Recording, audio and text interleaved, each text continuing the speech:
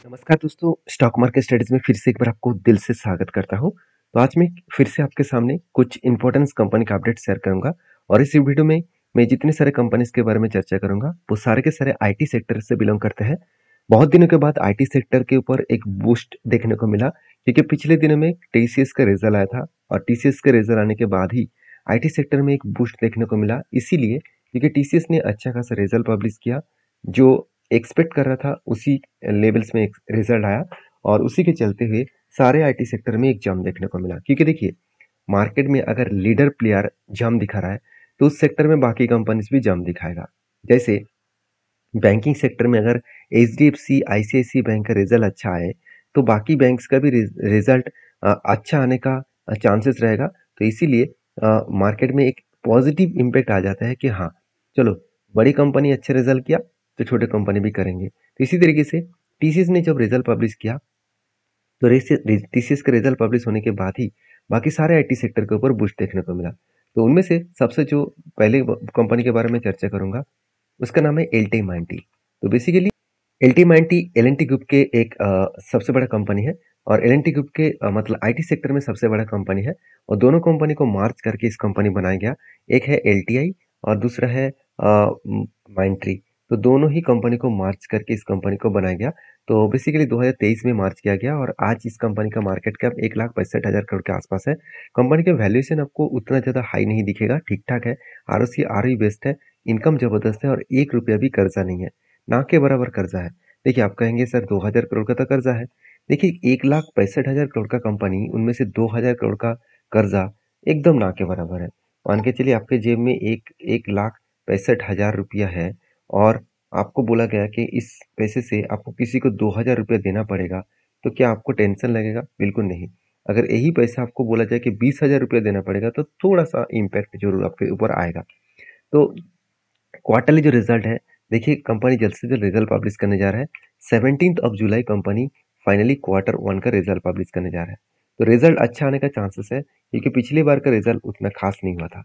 आप खुद ही देख सकते हैं, 1114 से लेकर 1101 रुपीज का, मतलब अराउंड 13 करोड़ के आसपास टोटल नेट प्रॉफिट कम देखने को मिला। और उसी के साथ साथ पिछले क्वार्टर्स के तुलना से अच्छा खासा अराउंड 68 करोड़ के आसपास टोटल प्रॉफिट कम हुआ।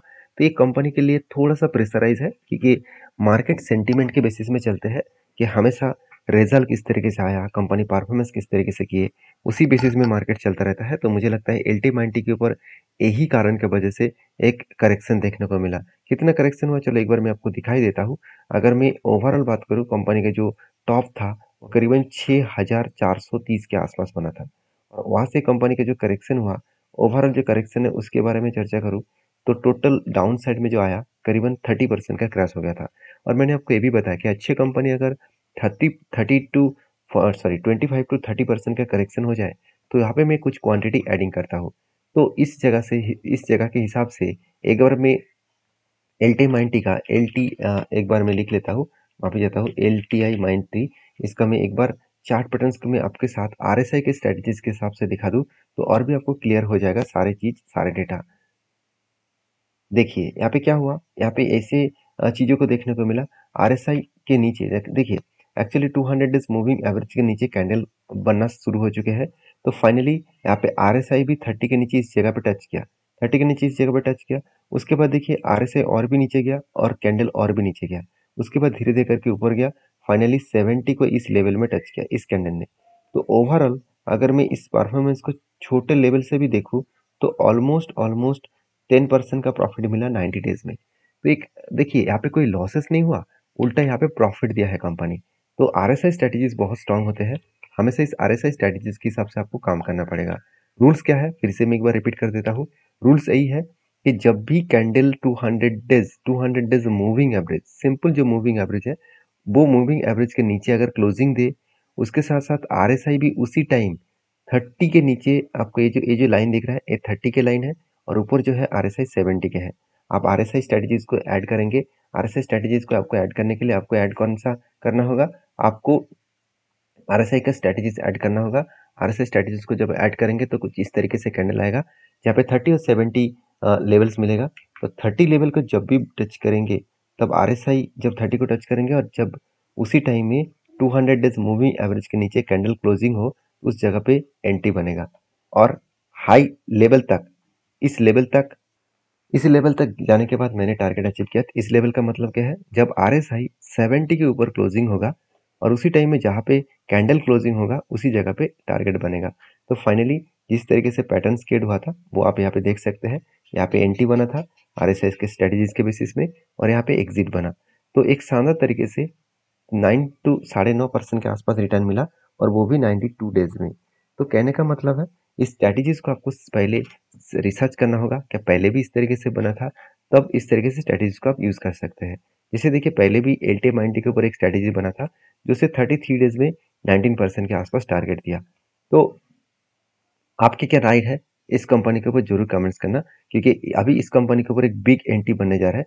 वो कुछ इस तरीके से बनने जा रहा है, शोल्डर 2 बार बने, बिग हेड बने, उसके बाद फिर से एक बार शोल्डर कट करने के बाद अगर ब्रेकआउट होगा तो मैं जरूर यहाँ पे कुछ पॉजिटिव एंट्री लेने वाला हूँ। नेक्स्ट जो कंपनी उसका नाम है विप्रो लिमिटेड।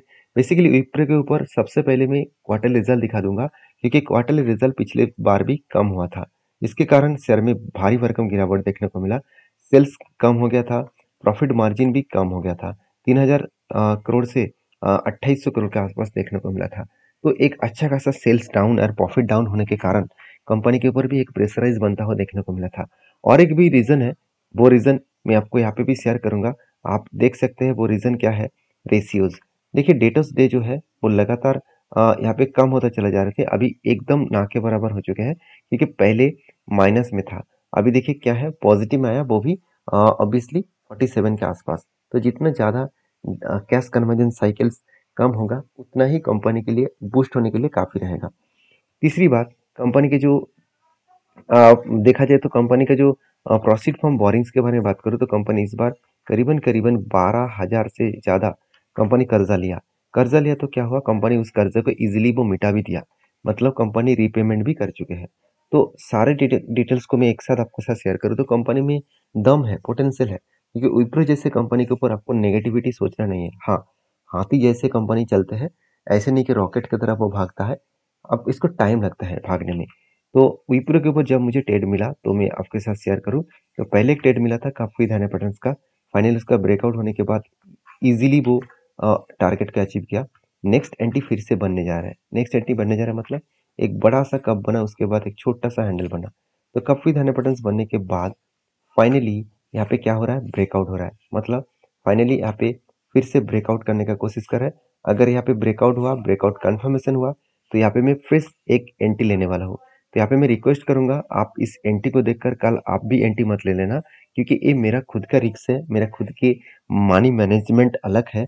तो आप इस कंपनी के ऊपर काम करना चाहते हैं तो एक बार डीपली रिसर्च करें और आपके सेबी रजिस्टर्ड एडवाइजर के साथ बातचीत करके काम करिए, क्योंकि ये रिस्की ट्रेड है। क्योंकि देखिए, अब मुझे पता ही नहीं है कि इस डेट होने के बाद यहाँ पे टारगेट इतना जाएगा कि नहीं जाएगा, अगर जाएगा तो कब तक जाएगा, इसका कोई कोई गारंटी नहीं होता है। तो हमेशा आपको एक प्रेडिक्शन करके डेटा को एनालिसिस करके देख कर काम करना होगा।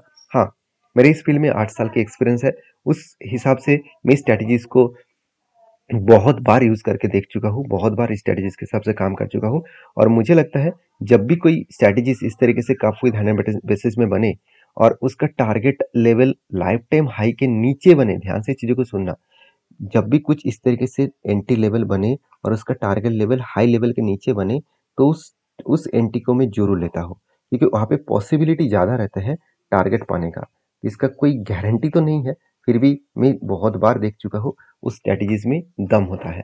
तो बेसिकली फाइनली यहाँ पे ब्रेकआउट हो रहा है और ब्रेकआउट कंफर्मेशन हुआ तो इजीली वो टारगेट को अचीव कर सकते हैं।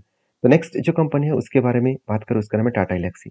टाटा एल्क्सी का हालत खराब है, क्योंकि टाटा एल्क्सी का जो क्वार्टर रिजल्ट है वो पॉजिटिव होने के बाद भी इसका हालत खराब हो चुके हैं, क्योंकि सेल्स का आंकड़ा बहुत ज़्यादा है और एक्सपेंस ज़्यादा कर बैठे, जिसके चलते प्रॉफिट मार्जिन में बड़ा इम्पैक्ट आया। क्योंकि एक्सपेंस अगर कम होता तो कंपनी का प्रॉफिट मार्जिन उतना ज़्यादा नहीं होता, सॉरी उतना कम नहीं होता, क्योंकि प्रॉफिट मार्जिन आप खुद ही देख लीजिए, 189 से 184, और जो नेट प्रॉफिट 197 बना था, वो 197 से घटकर कितना हो चुके हैं, 184 के आसपास। तो ओवरऑल जो सिचुएशन बना, उस सिचुएशन के बेसिस में कंपनी के ऊपर थोड़ा सा प्रेशराइज है। तो प्रेशराइज के होने के कारण टाटा एल्क्सी के ऊपर लगातार एक करेक्शन देखने को मिला। तो टाटा एल्क्सी के ऊपर जो करेक्शन देखने को मिला, आप देख सकते हैं, पहले कप विद हैंडल बटन बना था।